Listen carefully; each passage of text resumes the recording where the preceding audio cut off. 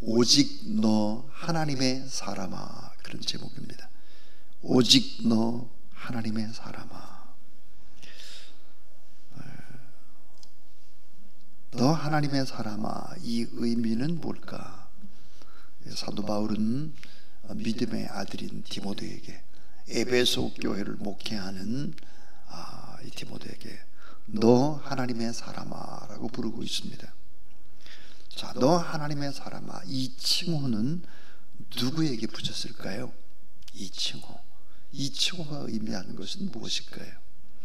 이 구약 성경에 보면 특별한 사람에게만 하나님의 사람아, 너 하나님의 사람아, 이런 칭호를 붙였습니다. 그 대표적인 사람이 누굴까? 모세입니다. 모세.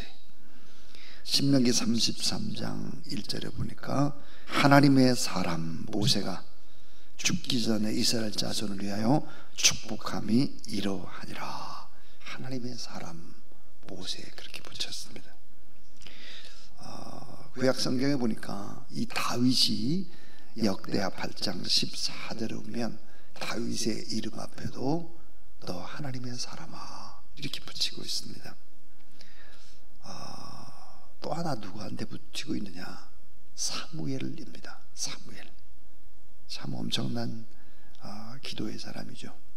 마지막 사사요, 또 선지자요, 제사장의 역할을 감당하고 이스라엘 초대 왕을 세웠던 이 사무엘에게 붙였습니다. 또 가장 위대한 선지자라고 할 수 있는 엘리야에게 열왕기 17장 18절에 붙였죠. 그러니까 위대한 지도자 앞에 붙인 칭호입니다. 너 하나님의 사람아. 자, 위대한 선지자, 위대한 지도자, 아주 귀한 이름입니다. 그러니까 오직 믿음으로 하나님의 말씀을 따라서 일평생 헌신한 사람들에게 붙이는 칭호였고, 최고의 명예스러운 이름이었고 영광스러운 호칭이었습니다. 너 하나님의 사람아 이렇게 부르고 있습니다. 자, 오직 너 하나님의 사람아, 이 말의 깊은 의미는 뭘까 하는 것입니다. 이 디모데전서 6장 11절부터 21절까지는 주로 노회나 초계에서 목사 안수식을 할 때 목회자는 이렇게 살아야 된다 할 때 주로 인용하는 본문이기도 합니다. 자, 이 첫 번째 오직 너 하나님의 사람아, 이 의미는 뭘까? 그것은 하나님만이 주인이라고 믿고 고백하는 사람입니다. 하나님만이 내 주인입니다. 나의 인생의 주인이고, 그래서 그 주인을 믿고 이 고백하는 사람이죠. 내 인생의 주인 하나님, 내 삶의 주인도 하나님, 내 삶의 시작도 하나님, 주권도 재산도 모든 것도 내가 주인이 아니라 하나님이 주인입니다. 나의 모든 것은 내가 주인이 아닙니다. 하나님의 소유입니다. 그러니까 하나님의 뜻을 살피고 하나님의 인도를 받고 하나님 안에서 순종하면서 하나님의 명령을 쫓는 사람입니다. 그래서 의와 경건과 믿음과 사랑과 인내와 온유를 쫓는 이런 사람이다. 그러니까 너 하나님의 사람아, 이 말은 하나님만이 주인이라고 믿고 고백하는 사람입니다. 이 두 번째는 하나님을 위해서 일하는 사명의 사람입니다. 자, 하나님을 위해서 일하는 사명의 사람이다 하는 것이죠. 사람을 위해서 일하는 것이 아니라 궁극적으로 하나님을 위해서 일하는 사람. 그래서 자기 목숨을 바쳐서 사명을 감당하는 종이다 그랬습니다. 자, 여러분, 사명은 얼마나 중요한 걸까요? 사명. 자, 사명이 있을 때 삶의 자세가 달라집니다. 눈동자도 달라지죠. 인생의 가치관 달라집니다. 인생의 목적 방향 다 달라지는 것이죠. 이 사명이라는 것은 뭘까? 사명이라고 하는 것은 이것입니다. 하나님께서 맡겨주신 심부름을 생명을 바쳐서 하는 것입니다. 하나님께서 내게 맡겨주신 심부름, 그 심부름을 생명 바쳐서 하는 것이다. 그래서 사명은 내가 받은 은혜가 너무너무 커서 하나님의 은혜에 대한 기쁨으로서의 자발적인 헌신이기도 하지만, 그 은혜에 대한 감사이기도 하지만, 하나님이 특별히 불러서 넌 이 일을 해야 돼. 그래서 아주 특별한 심부름을 맡긴 겁니다. 그래서 이 사명이라고 하는 것은 사실은 내 생명보다도 더 귀한 것이 사명입니다. 사명을 감당하다가 순교하는 사람들이 참 많잖아요. 이게 사명이라고 하는 것, 하나님께서 맡겨주신 일이라고 하는 것은 마지막에 내 목숨을 걸고 최고 최선을 다해야 된다. 고난이 와도 고통이 와도 사명을 감당하고, 그래서 이 사명을 위해 살아야 된다. 그 사명이 뭘까? 우리가 복음을 전가하는 선교라든지, 또 교회를 잘 섬기는 거라든지, 또 작은 자, 아픈 자, 이런 분들을 내가 잘 섬겨야 되겠다, 이런 마음들은 좀 사명처럼 생각하고, 그렇게 하나님을 위해서 일하는 사명의 사람, 오직 너 하나님의 사람아, 이 속에 담겨져 있는 아주 중요한 의미입니다. 그 다음에 이제 이 세 번째는, 하나님의 사람은 두 가지를 피해야 한다 그랬습니다. 두 가지를 피해야 한다. 그 한 가지가 뭐냐면 어제부터 나오는 돈을 사랑함이 일만 악의 뿌리가 된다 그랬는데, 오늘 17절 말씀을 한번 보시면 17절, 내가 이 세대의 부한 자들을 명하여 마음을 높이지 말고 정함이 없는 재물에 소망을 두지 말고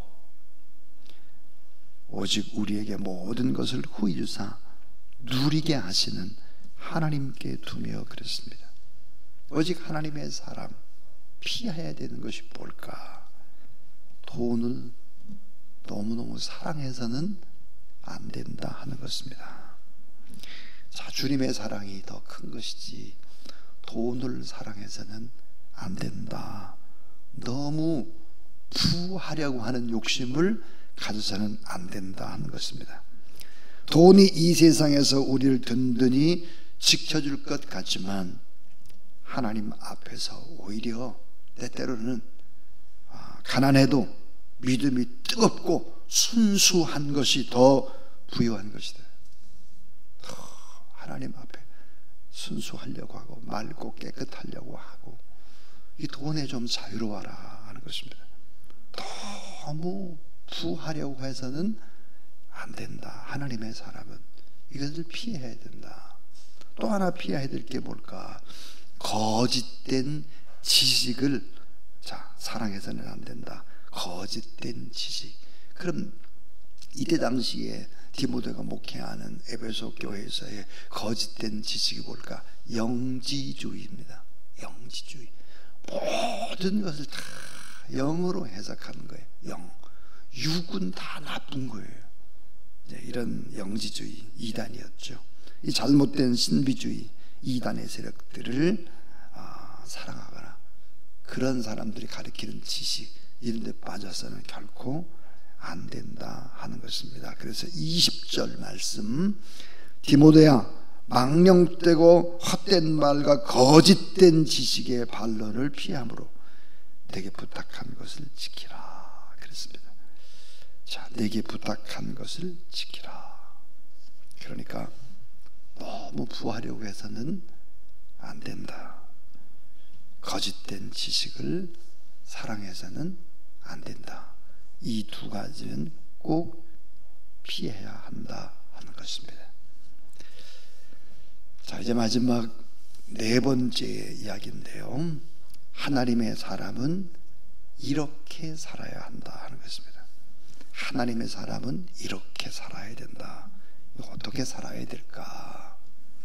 경건으로 옷 입어야 한다 그랬습니다. 경건, 마음을 정결케 하는 이런 경건으로 옷을 입어라 하는 거예요. 오늘 이 새벽에도 여러분, 새벽에 그냥 늦잠을 자는 것 하고 새벽에 이 성전에 나와서 하나님 앞에 예배드리는 것 하고의 차이는 뭘까? 우린 지금 경건으로 옷을 입고 있습니다. 경건. 그러니까 경건이라는 옷을 꼭 입고 살아야 된다.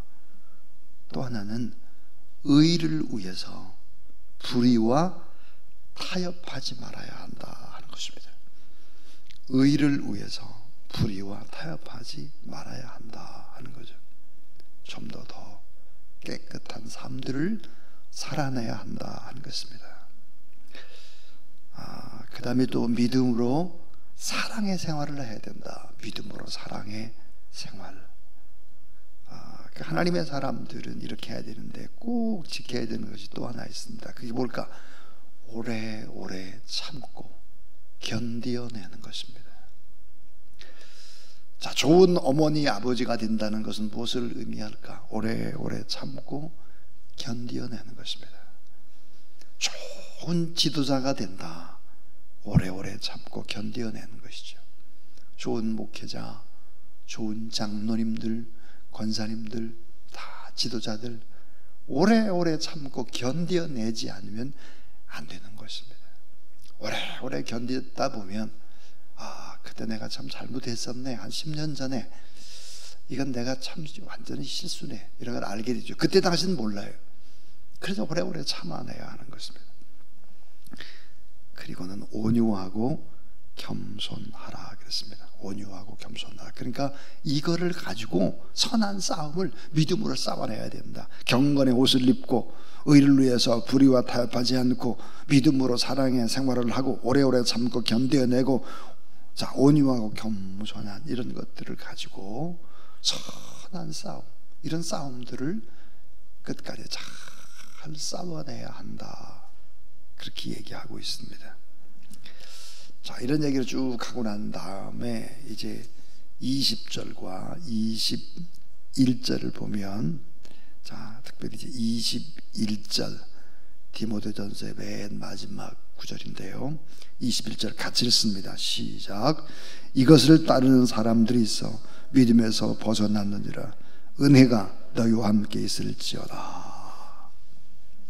하나님의 사람은 누구일까? 복음과 진리의 창조적 계승자가 되어야 한다. 복음과 진리의 창조적 계승자가 되어야 한다. 내게 부탁한 것을 잘 지키라 그랬습니다. 옛날 성경에 보면 이렇게 나와 있습니다. 내가 내게 부탁한 아름다운 것을 지키라 이렇게 되어 있습니다. 근데 지금 성경보다 옛날 성경이 훨씬 더 좋죠. 내가 내게 부탁한 아름다운 것을 지키라 그렇게 되어 있죠.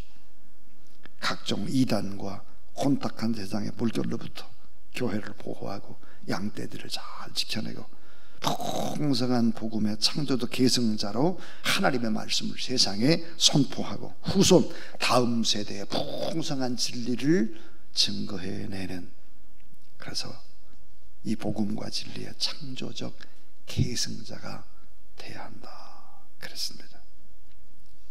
그러기 위해서 필요한 것이 뭘까? 아낌없이 베풀고 기꺼이 나누어 주는 것입니다. 18절에 보니까 아낌없이 베풀고 기꺼이 나눠주게 하여라. 참 이 짧은 구절 속에다 참 많은 지도자의 지침을 주고 있습니다. 오직 너 하나님의 사람아, 하나님만이 주인이라고 믿고 우리는 고백하는 사람이다.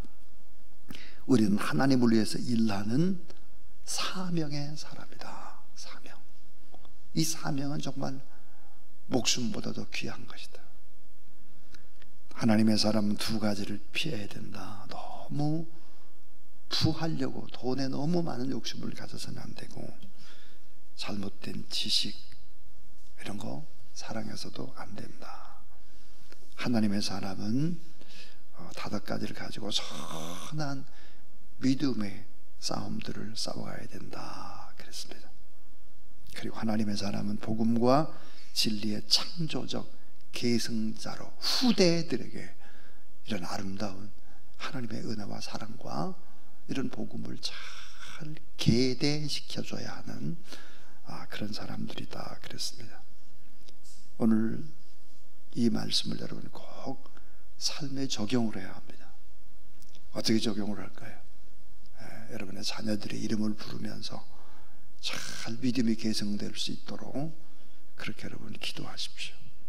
그리고 내가 하나님의 사람으로 이렇게 살아야 되겠구나, 사명자로 살아야 되겠구나, 이런 생각들을 꼭 하시고 또 한 가지씩이라도 말씀을 붙잡고 고쳐나가는 저와 여러분 우리 모두가 돼서 우리의 최종의 목표가 뭘까요?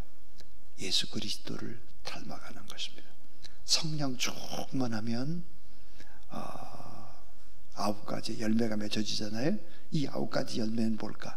예수님 닮아가는 것입니다. 우리도 다 예수 그리스도를 닮아가는 그런 우리 모두 다 되기를 주의 이름으로 축복합니다. 213장 찬송하겠습니다. 213장입니다.